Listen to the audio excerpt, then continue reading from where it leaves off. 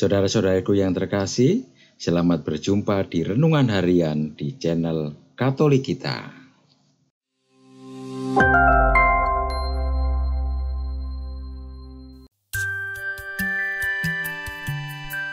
Hari ini, Minggu, 3 Maret 2024. Hari Minggu Prapaskah ketiga. Bacaan pertama. Bacaan diambil dari Kitab Keluaran, bab 20, ayat 1 sampai dengan 17. Di Gunung Sinai, Allah berfirman begini, "Akulah Tuhan Allahmu, yang membawa engkau keluar dari tanah Mesir, dari tempat perbudakan. Jangan ada padamu Allah lain di hadapanku. Jangan membuat bagimu patung yang menyerupai apapun yang ada di langit, atau yang ada di bumi, atau yang ada di dalam air di bawah bumi. Jangan sujud menyembah kepadanya atau beribadah kepadanya, sebab aku Tuhan Allahmu adalah Allah yang cemburu, yang membalaskan kesalahan bapa kepada anak-anaknya, kepada keturunan yang ketiga dan keempat dari orang-orang yang membenci aku. Tetapi aku menunjukkan kasih setia kepada beribu-ribu orang, yaitu mereka yang mengasihi aku dan yang berpegang pada perintah-perintahku. Jangan menyebut nama Tuhan Allahmu tidak dengan hormat, sebab Tuhan akan memandang bersalah orang yang menyebut namanya tidak dengan hormat. Ingatlah dan kuduskanlah hari Sabat. 6 hari lamanya engkau bekerja dan melakukan segala pekerjaanmu. Tetapi hari ketujuh adalah Sabat Tuhan Allahmu. Maka janganlah melakukan suatu pekerjaan, engkau sendiri, atau anakmu laki-laki, atau anakmu perempuan, hambamu laki-laki dan hambamu perempuan, atau hewanmu, atau orang asing yang di tempat kediamanmu. Sebab 6 hari lamanya Tuhan menjadikan langit dan bumi, laut dan segala isinya, dan pada hari ketujuh ia beristirahat. Itulah sebabnya Tuhan memberkati hari Sabat dan menguduskannya.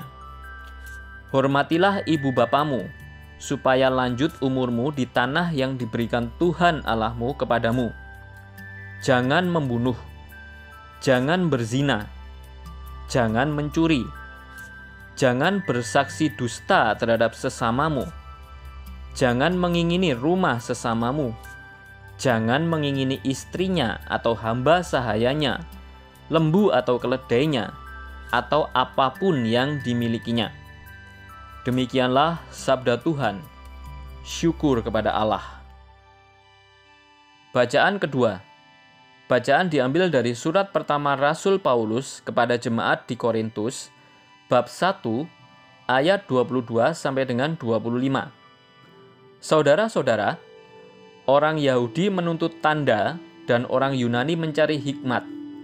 Tetapi kami memberitakan Kristus yang tersalib, suatu sandungan bagi orang Yahudi dan kebodohan bagi orang bukan Yahudi. Tetapi bagi mereka yang dipanggil, baik Yahudi maupun bukan Yahudi, Kristus adalah kekuatan dan hikmat Allah. Sebab yang bodoh dari Allah lebih besar hikmatnya daripada manusia, dan yang lemah dari Allah lebih kuat daripada manusia. Demikianlah sabda Tuhan. Syukur kepada Allah. Bacaan Injil.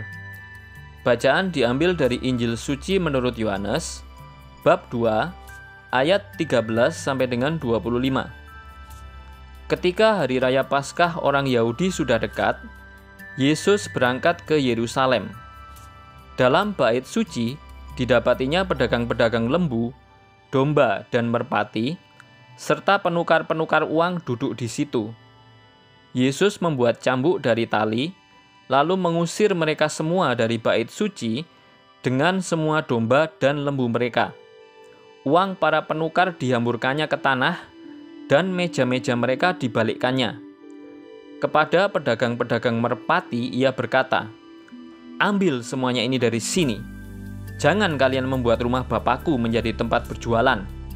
Lalu teringatlah murid-murid Yesus bahwa ada tertulis, "Cinta untuk rumahmu akan menghanguskan aku." Tetapi para pemuka Yahudi menantang Yesus, katanya, "Tanda apakah yang dapat engkau tunjukkan kepada kami bahwa engkau berhak bertindak demikian?" Jawab Yesus kepada mereka, "Runtuhkanlah bait suci ini, dan dalam 3 hari aku akan mendirikannya kembali." Lalu kata orang Yahudi kepadanya, 46 tahun orang mendirikan bait suci ini, dan engkau dapat membangunnya dalam 3 hari? Tetapi yang dimaksudkan Yesus dengan bait suci adalah tubuhnya sendiri. Karena itu, sesudah Yesus bangkit dari antara orang mati, barulah murid-muridnya teringat bahwa hal itu telah dikatakan Yesus. Maka mereka pun percaya akan kitab suci dan akan perkataan yang telah diucapkan Yesus. Sementara Yesus tinggal di Yerusalem selama hari raya Paskah, banyak orang percaya dalam namanya karena mereka telah melihat tanda-tanda mukjizat yang diadakannya. Tetapi Yesus sendiri tidak mempercayakan dirinya kepada mereka, karena ia mengenal semua manusia, dan karena tidak perlu seorang pun bersaksi kepadanya tentang manusia, sebab ia tahu apa yang ada di dalam hati manusia. Demikianlah sabda Tuhan. Terpujilah Kristus. Rombak bait Allah ini. Kita sering mendengar berita tentang pengusiran para pedagang kaki lima oleh petugas Satpol PP. Biasanya akan menimbulkan konflik antara petugas Satpol PP dan pedagang kaki lima itu. Konflik terjadi karena adanya perbedaan kepentingan. Pedagang kaki lima memiliki kepentingan berjualan untuk memenuhi kebutuhan ekonomi, sedangkan Satpol PP bertugas untuk menertibkan para pedagang tersebut karena mengganggu ketertiban umum. Injil Yohanes mengisahkan tentang pengusiran para pedagang lembu, kambing domba, dan merpati, serta para penukar uang di pelataran bait Allah oleh Yesus. Tindakan pengusiran ini tentu karena mereka yang menimbulkan amarah pada Yesus. Reaksi ketidaksukaan para pedagang sangat jelas ketika mereka bertanya kepada Yesus tentang wewenangnya atas bait Allah di Yerusalem. Yesus merespons mereka, "Rombak bait Allah ini, dan dalam 3 hari aku akan mendirikannya kembali." Bagi Yesus, bait suci adalah rumah Bapanya, tempat untuk berdoa. Karena itu, mereka tidak boleh menodainya dan menjadikannya sebagai tempat berjualan. Penginjil Yohanes kemudian menjelaskan bahwa tindakan pengusiran oleh Yesus terhadap para pedagang sebenarnya sesuai dengan kehendak Bapa. Dalam kitab suci memang tertulis, "Cinta akan rumahmu menghanguskan aku." Yesus melakukan semuanya itu karena hormat kepada Bapanya. Dia bertindak sebagai anak Allah. Yesus menantang mereka untuk meruntuhkan saja bait suci itu, sebab sudah tidak ada gunanya lagi karena banyak disalahgunakan. Bait suci telah menjadi tempat bagi orang-orang untuk berbuat dosa. Dia akan membangun sesuatu yang baru dalam waktu 3 hari. Penginjil Yohanes menjelaskan bahwa orang Yahudi salah mengerti akan kata-kata Yesus, sebab yang dimaksud dengan bait suci adalah tubuhnya sendiri. Yesus menantang orang Yahudi untuk membunuhnya. Mereka boleh membunuhnya, tetapi dalam waktu 3 hari, dia akan membangun kembali suatu tubuh baru dengan kebangkitannya. Dalam masa Prapaskah ini, kita diajak untuk merenungkan kembali tentang misteri Paskah Kristus, khususnya misteri akan salibnya. Dengan kematian dan kebangkitannya, Yesus membawa suatu babak baru, yaitu relasi manusia dengan Allah.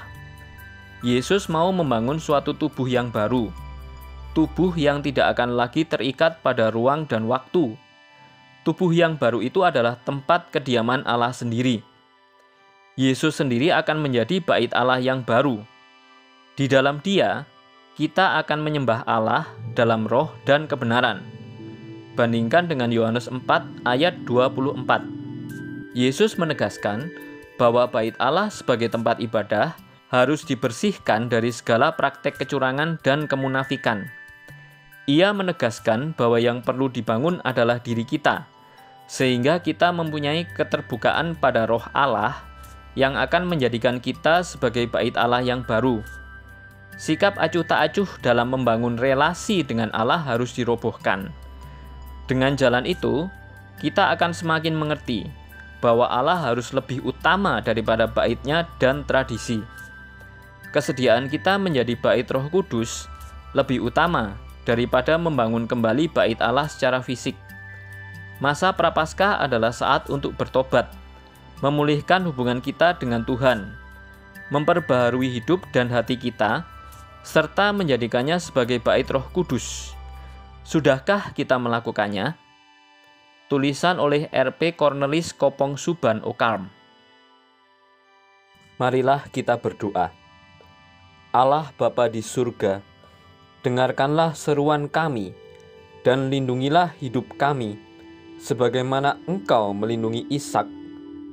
Perkenankanlah kami melalui penderitaan memasuki kehidupan sejati demi Dia yang telah mematuhi kehendak-Mu dengan sempurna dan menjadi pemimpin kehidupan kami. Ialah Kristus, Tuhan dan pengantara kami. Amin. Saudara-saudari yang terkasih, terima kasih atas kebersamaannya dalam renungan harian ini. Kita jumpa lagi di renungan harian berikutnya. Berkah dalam.